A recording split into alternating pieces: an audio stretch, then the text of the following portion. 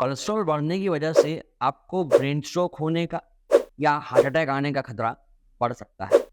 जब भी कोलेस्ट्रॉल आपकी ब्लड में बढ़ेगा, आपके ब्लड वेसल्स में प्लाक बन सकते हैं, खून का थक्का जम सकता है। कोलेस्ट्रॉल आपकी आर्टरीज को अर्थात ब्लड वेसल्स को ब्लॉक कर सकता है, खून का बहाव को रोक सकता है, जिस वजह से किसी पर्टिकुलर ऑर्गन, आपके हार्ट या ब्रेन का ब्लड सप्लाई जो है वो कम हो सकता है और आपको समस्याएं हो सकती हैं। आमतौर पर जब भी आपकी बॉडी में बढ़ेगा कोलेस्ट्रॉल तो आपका बीपी बढ़ सकता है, आपको एकदम से स्वेटिंग हो सकती है, अर्थात आपको पसीना आ सकता है, आपको अनईजीनेस लग सकती है। ऐसे में व्यक्ति को भूख भी ठीक से नहीं लगती, अर्थात खाना खाने की इच्छा ही नहीं करती।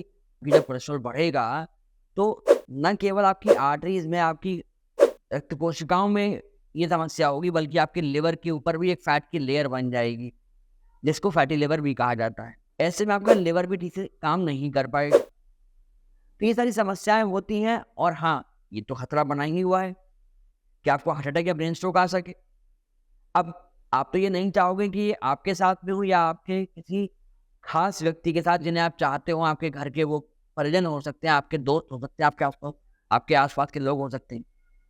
इसलिए आपको आज का ये वीडियो बहुत ध्यान से देखना चाहिए, सुनना चाहिए और इसमें बताए गए चीज़ों पर अमल करना चाहिए, जैसे कि कुछ फल या सब्जियां हो सकती हैं जिन्हें आपको अपने भोजन में शामिल करना है, जिनकी मदद से आप अपने इस कोलेस्ट्रॉल के बढ़ते हुए लेवल को नियंत्रण में कर सकते हैं, दूर रख सकते हैं। हाँ, जो टॉप नंबर की सब्जी है उस पर खास ध्यान दीजिएगा, वो बहुत इंपॉर्टेंट है आपके लिए। तो बिना किसी देरी के शुरू करते हैं आज के इस वीडियो को। आप चैनल को सब्सक्राइब कर लें और बेल आइकन दबाना ना भूलें। मैं हूं आपका फिजियोथेरेपिस्ट न्यूट्रिशनिस्ट डॉक्टर अभिनव चतुर्वेदी, प्राणिक हेल्थ केयर, आगरा से। तो जो छठे नंबर की चीज आप यूज कर सकते हैं अपनी डाइट में, जिससे आपका कोलेस्ट्रॉल लेवल कंट्रोल रहेगा, वह बनाना अर्थात केला। केला बहुत ही रिच होता है पोटेशियम में, जो कि एक नेचुरल वैसोडाइलेटर होता है और केले के अंदर फाइबर बड़ी अच्छी मात्रा में पाया जाता है। केले के सेवन से आप अपनी आपकी जो धमनियां हैं, जो रक्त कोशिकाएं हैं, उनका जो ल्यूमन है उसकी चौड़ाई को अच्छा मेंटेन कर सकते हैं। चूंकि केला एक नेचुरल वैसोडाइलेटर है तो आपकी धमनियां कंस्ट्रिक्ट नहीं होंगी, अर्थात आपकी जो ब्लड वेसल्स हैं वो कंस्ट्रिक्ट नहीं होंगी, उनका ल्यूमन प्रॉपर बना रहेगा और ब्लड का फ्लो आराम से होता रहेगा, जिससे आपको समस्याएं नहीं होंगी कि प्लाक फॉर्मेशन हो रहा है, ब्लड का फ्लो कम हो रहा है, ऑर्गन ब्लड से डिप्राइव है। और सॉल्युबल फाइबर्स अच्छी मात्रा में होने से एलडीएल का जो लेवल है उसे कंट्रोल करके कम मेंटेन करने में बहुत अच्छी हेल्प करता है। हाँ, केले के अंदर शुगर क्योंकि अच्छी मात्रा में होती है, तो आपको ये ध्यान रखना चाहिए कि आप में से अगर किसी का भी शुगर लेवल हाई रहता है या वो डायबिटिक है तो उन्हें केला मॉडरेशन में यूज करना चाहिए या अपने फिजिशियन से कंसल्ट करने के बाद ही केले का सेवन करना चाहिए। ये बड़ा आवश्यक है कि आप इस पर नियंत्रण रखें, क्योंकि केला खाने से एकदम से आपकी जो शुगर है वो स्पाइक कर सकती है, क्योंकि केले का जीआई बहुत ही हाई होता है। आप केले का सेवन सुबह नाश्ते में कर सकते हैं या ओट्स के साथ कोई स्मूदी बना के भी ले सकते हैं, जिससे कि आपका एक वो पूरा मील हो जाएगा, आपको और कुछ खाने की सुबह जरूरत पड़ेगी ही नहीं। और हाँ, आप केला अगर सेवन करते हैं तो सुबह नाश्ते में 1 से 2 केला ही सेवन करें, जिससे ये मॉडरेशन में बना रहे। आशा करता हूँ आपको केले का ये यूज समझ आया होगा, इसलिए इस वीडियो को लाइक कर दीजिएगा आगे बढ़ने के पहले। और हाँ, आप में से जो भी व्यक्ति एक्सरसाइज करते हैं अपने कोलेस्ट्रॉल लेवल्स को चेक में रखने के लिए, ऐसे में आप केले को एक स्नैक के रूप में यूज कर सकते हैं या आप इसे as a pre workout meal use कर सकते हैं। आप 2 से 1 केला ले लीजिए, जिससे आपको एनर्जी मिल जाएगी अच्छी मात्रा में और आपको जो वर्कआउट करना है उसके लिए आपको एनर्जी पर्याप्त मात्रा में अवेलेबल रहेगी। 5वां सब्सटेंस जो आप अपने खाने में यूज कर सकते हैं, ऐड कर सकते हैं, वो है पाइनएप्पल। पाइनएप्पल के अंदर एक एंजाइम होता है ब्रोमोलिन, जो कि एक एंटी इंफ्लेमेटरी प्रॉपर्टीज रखता है, आपकी हार्ट हेल्थ के लिए बहुत बेनिफिशियल होता है। इसी के साथ साथ ब्रोमोलिन आपके डाइजेशन के लिए बहुत इंपॉर्टेंट है, आपके डाइजेशन को अच्छा रखता है, जिससे आप जो भी खाना खाते हैं वो न्यूट्रिएंट्स आपकी बॉडी में एब्जॉर्ब होते हैं। पाइनएप्पल के अंदर विटामिन सी अच्छी मात्रा में होता है, जो कि एक एंटीऑक्सीडेंट की तरह काम करता है आपकी बॉडी में जितना भी ऑक्सीडेटिव स्ट्रेस है उसे कम करने में हेल्प करता है। पाइनएप्पल के अंदर फाइबर भी बड़ी अच्छी मात्रा में पाया जाता है, जो कि कहीं न कहीं कोलेस्ट्रॉल के लेवल्स को कंट्रोल करने में बहुत बेनिफिशियल। और हाँ, पाइनएप्पल के अंदर एसिडिटी थोड़ी हाई होती है, तो अगर आप में से कोई भी थोड़ी भी परेशानी महसूस करे पाइनएप्पल को कंज़्यूम करने में, क्योंकि इससे एसिड रिफ्लक्स हो सकता है, तो प्लीज़ अपने फिजिशियन को अवश्य से कंसल्ट करिए। अगर वो अलाउ करते हैं, तो इसे मॉर्निंग या अर्थात या कहें तो first half of the day में इसे ब्रेकफास्ट के रूप में आप ले सकते हैं, क्योंकि जब आप इसे सुबह ले लेंगे तो ये आपकी थोड़ी-सी शुगर को स्पाइक कर सकता है, क्योंकि इसका जीआई हाई होता है। तो ऐसे में आप जब इसे सुबह कंज़्यूम कर लोगे, तो धीमे-धीमे इसकी शुगर आपकी बॉडी में कंट्रोल होने लगेगी। खाना खाने का समय आने तक आपके शुगर लेवल्स कंट्रोल में आने लगेंगे, तो आपकी शुगर भी नहीं बढ़ेगी। आप में से कई लोगों को ये शिकायत होगी कि आपको शुगर भी होगी। इसीलिए बड़ा इम्पोर्टेंट है कि आप अपने फिजिशियन को पूछ लें कि क्या आप पाइनएप्पल का सेवन कर सकते हैं, क्योंकि ये मीठा फल होता है, शुगर भी इसमें अच्छी मात्रा में पाई जाती है। आशा करता हूँ यहाँ तक आप चीज़ें समझ गए होंगे। कि यदि फिर भी कोई दुविधा लगती है, तो हमें आप कमेंट सेक्शन में अपनी समस्या अभी कमेंट कर दीजिए। जो चौथे नंबर की चीज़ है आप अपने डाइट में शामिल कर सकते हैं, वो है नींबू अर्थात लेमन। इसके अंदर एंटीऑक्सीडेंट्स भरपूर मात्रा में होते हैं। ऑर्गन्स विद ऑक्सीडेटिव स्ट्रेस है उसे कम करने में हेल्प करता है, जिससे आपकी जो ब्लड वेसल्स उनकी हेल्थ अच्छी बनी रहती है। लेमन के अंदर पेक्टिन नाम का फाइबर होता है, जो कि कोलेस्ट्रॉल के लेवल्स को कंट्रोल करने में बहुत हेल्प करता है। लेमन के अंदर फ्लेवोनॉइड्स भी बड़ी अच्छी मात्रा में होते हैं, जो कि एंटीऑक्सीडेंट्स हैं, जो कि आपके शरीर में बढ़ रही सूजन को या हार्ट पे बढ़ रही सूजन को कम करने में बहुत हेल्प करते हैं। अब रही बात नींबू के सेवन की, कैसे करेंगे? तो आप लोग खाने में तो नींबू का सेवन करते ही करते हैं। आपको हमने हमेशा ये भी कहा है कई वीडियोज़ में कि आप सुबह-सुबह नींबू का रस 1 ग्लास गुनगुने पानी में मिलाकर सुबह पी लीजिए खाली पेट, जिससे आपका डाइजेशन अच्छा होगा।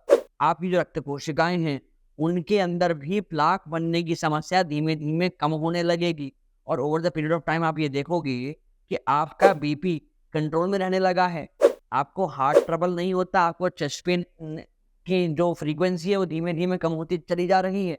इसलिए नींबू का सेवन किसी न किसी फॉर्म में करते बने रहिए। यदि आपको डायबिटीज़ है, यदि आपको कोलेस्ट्रॉल हाई रहने की शिकायत रहती है, तो आपके हार्ट में कोई ट्रबल रहता है, तो क्योंकि नींबू जो है वो एसिडिक नेचर का होता है, तो अगर आप नींबू का सेवन रॉ करते हैं, तो उसके बाद कुल्ला अर्थात माउथ वॉश ज़रूर कर लीजिए, क्योंकि कहीं न कहीं ये आपके दाँतों के एनामल को डैमेज कर सकता है।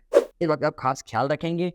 कोई दुविधा आपको हो रही है, आप कन्फ्यूज़न में हैं, आप हमसे 1 टू 1 कंसल्टेशन भी कर सकते हैं, एक छोटी-सी फीस पे करके।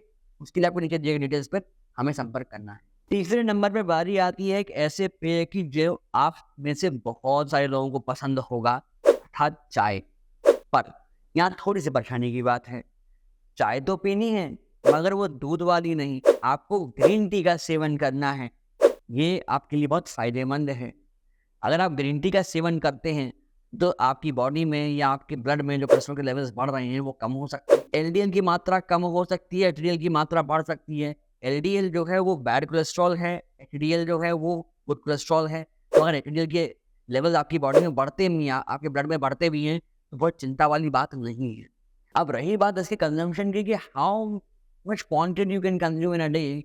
सो you can have 1 to 2 cups of green tea in a day particularly, अर्थात आप थोड़ी सी शुगर के साथ इसे ले सकते हैं। आपको अगर स्टार्टिंग में इसका स्वाद अच्छा नहीं लग रहा है, या आप अभी बिगिनर हैं ग्रीन टी को यूज़ करने के मामले में, बट आगे जाके अल्टीमेटली आप शुगर को इसमें से हटा ही दें, तो अच्छा है आपके स्वास्थ्य के लिए। क्योंकि ऐसे व्यक्ति जिनका कोलेस्ट्रॉल लेवल बढ़ा हुआ है, हम तो एटलीस्ट उन्हें रिकमेंड नहीं करते कि आप शुगर कंज्यूम करें किसी भी फॉर्म में। ग्रीन टी का सेवन करिए, इसके बहुत सारे फ़ायदे हैं कोलेस्ट्रॉल के लेवल पॉइंट ऑफ व्यू से, ऑक्सीडेटिव स्ट्रेस के पॉइंट ऑफ व्यू से। आप में से कई लोगों का बीपी बढ़ा रहता होगा, जिन्हें कोलेस्ट्रॉल की भी शिकायत होगी। ये कॉम्बिनेशन मिलता ही मिलता है।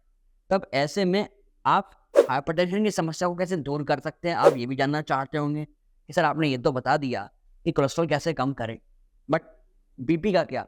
तो उसके लिए ये वीडियो जब आप फिनिश कर लें, तब ज़्यादातर ये वाला वीडियो देखिएगा, जिसका लिंक हम आई कार्ड में आपके लिए ड्रॉप कर रहे हैं, खास बीपी के मरीजों। और दूसरे नंबर पे बारी आती है धनिये की, यानी कोरिएंडर सीड्स या धनिये की पत्ती, धनिये का दाना।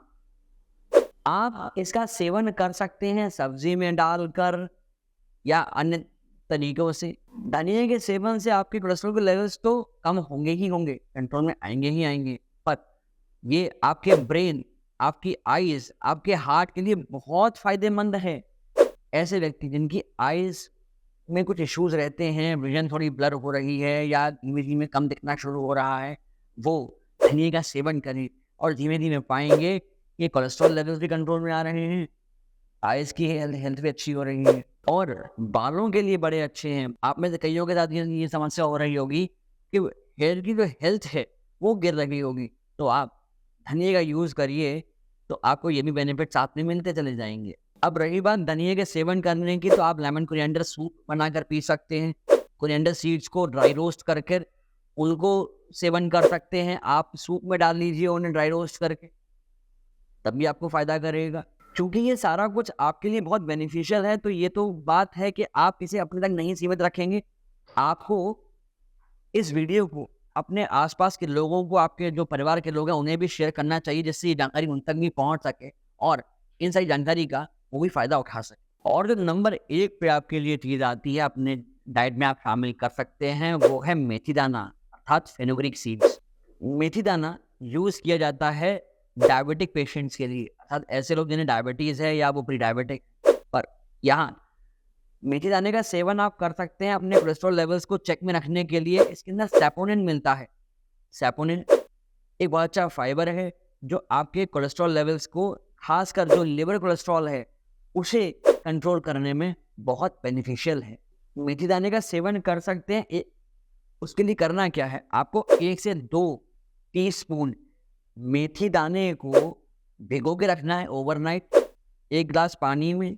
सुबह ब्रेकफास्ट से पहले आपको इसका सेवन कर लेना है, अर्थात खाली पेट इसका सेवन आप करेंगे। तो ये सारी बातें हो गई आपके कोलेस्ट्रॉल लेवल्स को चेक में रखने के लिए, आपकी हार्ट हेल्थ को अच्छा रखने के लिए। आशा करता हूँ आपको आज की ये सारी बातें समझ में आई होंगी और साथ में आप अपनी जो दिनचर्या है उसमें एक्सरसाइज को भी शामिल करिए, जिससे कि आप सिर्फ अंदरूनी या अपने ऑर्गन लेवल पर ही कोलेस्ट्रॉल के लेवल्स को फिट ना रखें, सही ना रखें, बल्कि आपकी जो ओवरऑल हेल्थ है वो भी अच्छी बनी रहे। क्योंकि जब आप एक्सरसाइज करते हैं तो बॉडी में इकट्ठा हुआ फैट, बैड कोलेस्ट्रॉल धीमे-धीमे ब्रेकडाउन होकर कंज्यूम होता है, जिसके द्वारा भी आपके जो कोलेस्ट्रॉल लेवल्स बढ़ रहे हैं वो कंट्रोल में आते हैं, आपकी सेहत अच्छी होती जाती है। आप इस चैनल को सब्सक्राइब अवश्य कर लीजिए, साथ में बेल आइकन दबाना ना भूलें, क्योंकि इसके बाद आपको वीडियोज़ के नोटिफिकेशन प्रॉपर समय से मिल पाएँगे और हम जो डेटा आप तक पहुँचाना चाहते हैं, जो नॉलेज आप तक पहुँचाना चाहते हैं, वो समय से आप तक पहुँचती रहेगी, जिससे आप रोज़ कुछ नया सीखते रहेंगे, आप हेल्दी रहेंगे और जब आप हेल्दी रहेंगे तभी रहेगा ये हेल्दी इंडिया। इसके साथ-साथ आपको क्या अवॉइड करना चाहिए अगर आपके बढ़ रहे हैं कोलेस्ट्रॉल लेवल, उसके राइट वाला वीडियो जाकर देखिए। और ओल्ड एज में क्या हेल्थ टिप्स आपको फॉलो करने चाहिए, उसके लिए ये लेफ्ट वाला वीडियो जाकर अभी देखिए।